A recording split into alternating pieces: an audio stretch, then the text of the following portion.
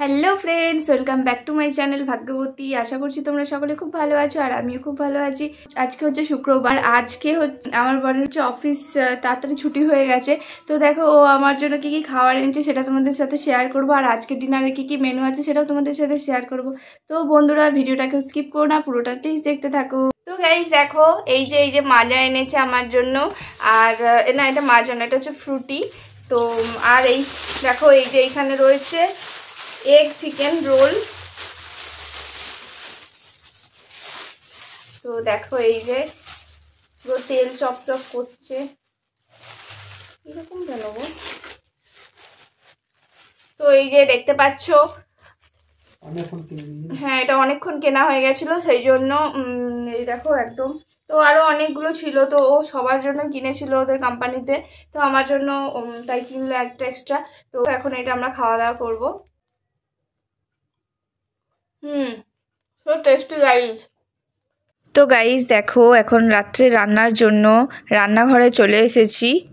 তো হাঁড়িটা মেজে এখন আমি পরিষ্কার করে ওটাকে গ্যাসের উপর রেখেছি, আর এখন দেখো চাল দিচ্ছি। তো আমাদের যতটুকু পরিমাণে আমরা চাল খাই তো ততটুকুই চাল নিই। তো আজকে একটু আমরা মানে খুব কম পরিমাণে নিয়েছি, কারণ কি যেহেতু চিকেন রোলটা খেয়েছি, তো সেই কারণে পেট এমনিতে একটু হালকা ভরা আছে, এই জন্য একটু কম পরিমাণেই চালটা নিচ্ছি।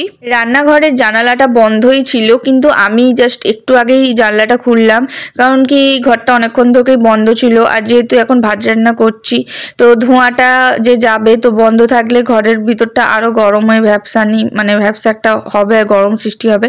তো সেই কারণে আমি জানলাটারও খুলে দিলাম। তো এখন দেখো চালটা ধুয়ে আমি ভাতটা চাপিয়ে দেব।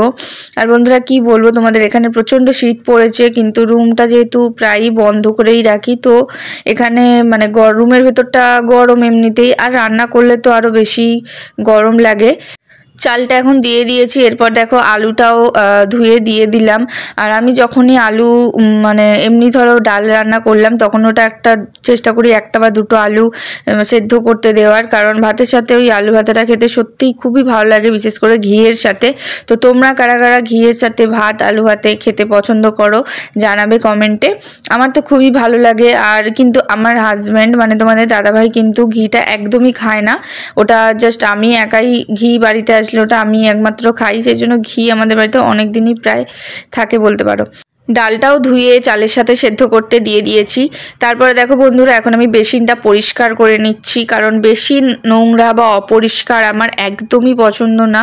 আর আমি প্রায় প্রত্যেক দিনই এই সাইডের বেসিনগুলো এভরিডেই বলতে পারো প্রত্যেক দিন পরিষ্কার করি। তো যেহেতু আমরা এর আগে দুদিন বাড়িতে ছিলাম না, তো বিয়ে বাড়ির জন্য আমরা একটু গিয়েছিলাম, তো দেখো নোংরা হয়েছিল, তো ওইটা আমি মোটামুটি একটু পরিষ্কার করে দিচ্ছি। তো আপাতত এইখানটা একদিকটা এই সাইডটায় মানে করা সহজ, যেহেতু ফাঁকা, ওই জন্য এক সাইডটা করে দিলাম। আর এক সাইডটা ওইটাও আমি করেছি, কিন্তু ওটা না করার সময় আমার মানে ফোনে চার্জ ছিল না, সেই কারণে আমি তোমাদেরকে ভিডিও দেখাতে পারলাম না। তো যাই হোক বন্ধুরা, তোমরা দেখো বেসিনটা এখন পরিষ্কার হয়ে গিয়েছে, কত সুন্দর লাগছে দেখো।